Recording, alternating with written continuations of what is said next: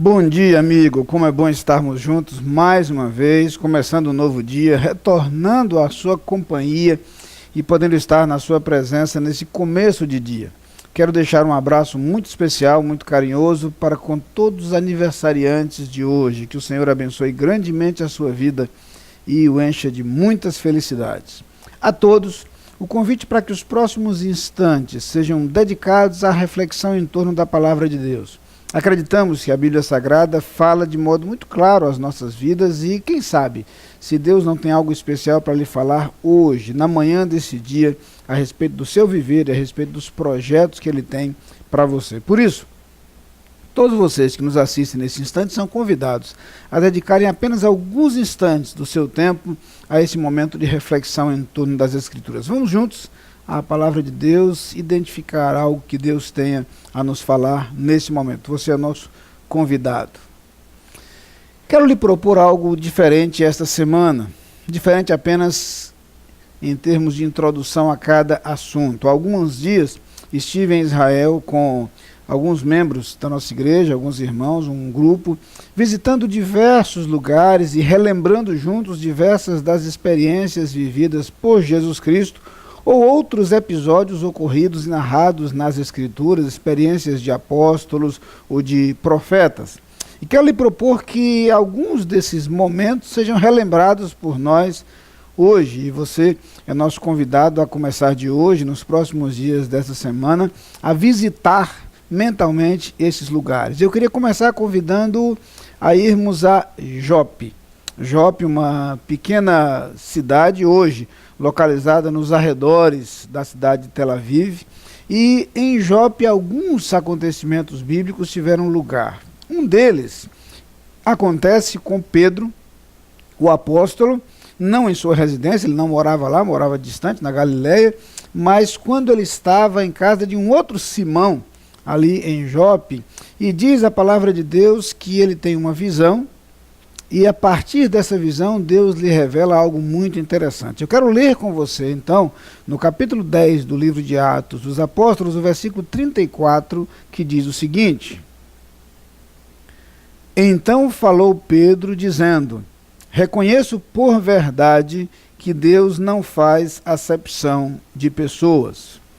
Quando estivemos ali em Jope, exatamente em frente à casa de Simão, e começamos a relembrar esse episódio, algumas coisas interessantes vieram à nossa mente. Só para lhe situar um pouco, o capítulo 10 de Atos dos Apóstolos conta a história de um centurião chamado Cornélio. Ele morava em Cesareia, que ficava ao norte da cidade de Jope, onde Simão Pedro se encontrava. Não era um judeu, mas na verdade era temente a Deus, e por ser temente a Deus é alguém que é alcançado pela graça de Deus. Esse é um momento especial na história da igreja, porque a igreja está nascendo e Deus deseja mostrar à igreja que o evangelho que fora transmitido através de Jesus Cristo, trazido por Cristo Jesus, era para todas as pessoas indistintamente, sem distinção de história, de origem ou de religião. E isso não estava muito claro na mente dos apóstolos. A impressão que eles tinham de que o evangelho era destinado ao povo judeu. E era essa a sua postura num primeiro momento. É a partir dessa experiência em Cesareia com Cornélio que a visão de Pedro vai mudar. E aí você vai lembrar que, lendo o livro de Atos, você vai encontrar logo depois a história do ministério do apóstolo Paulo, esse chamado apóstolo aos gentios, ou seja, aos não-judeus. Mas o primeiro passo para que essa abertura do evangelho aos não-judeus aconteça é esse episódio apresentado no capítulo 10 do livro de Atos dos Apóstolos. Em Jope, Pedro tem uma visão. Através daquela visão, ele se abre para ir até Cesareia e conversar com Cornélio. Ali o evangelho chega a Cornélio e sua família, eles se convertem e há uma demonstração clara da transformação operada pelo evangelho na vida deles. É quando Pedro declara aquilo que lemos no versículo 34, reconheço em verdade que Deus não faz acepção de pessoas.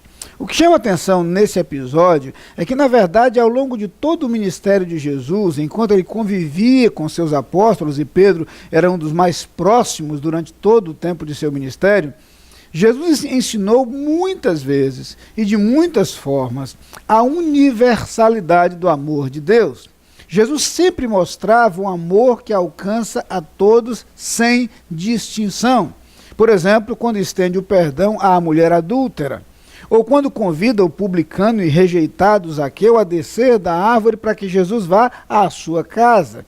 Quando ele come com pecadores, com publicanos, com pessoas que eram vistas principalmente pelos mais religiosos como pessoas pecadoras que não mereceriam a atenção do Filho de Deus. Jesus ensina não apenas por suas atitudes, mas ensina também pelos milagres operados por ele, milagres que alcançam invariavelmente a pessoas necessitadas.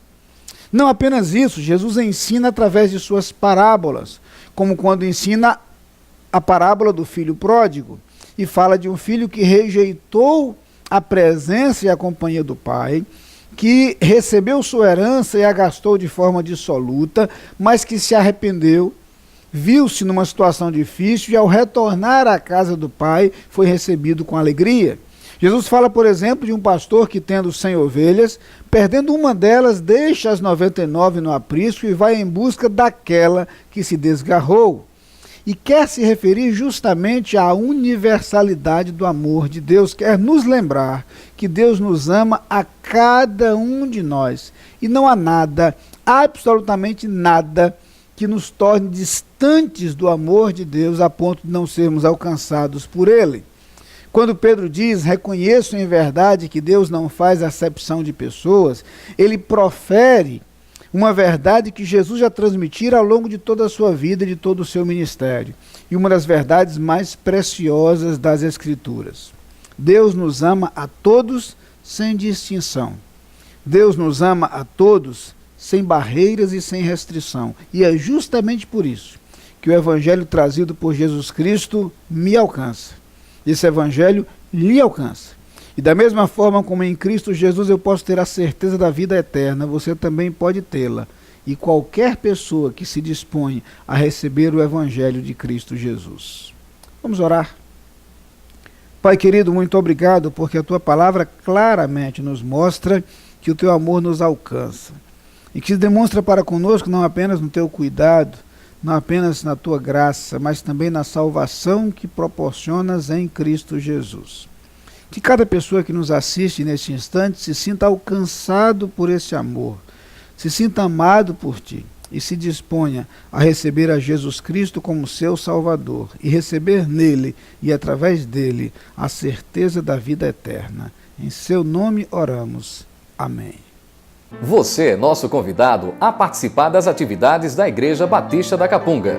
No domingo, Escola Bíblica Dominical, às 9 e 18 horas. Culto, às 10 e 19 horas. Transmitidos ao vivo pela internet e pela Rádio Evangélica 100.7. Culto infantil e atividades para crianças de todas as idades. Todas as programações com interpretação para surdos. Igreja Batista da Capunga, Rua João Fernandes Vieira, 769, Parque Amorim, ao lado do Colégio Americano Batista. Fone 3092-6578. Visite o nosso site www.capunga.org.br.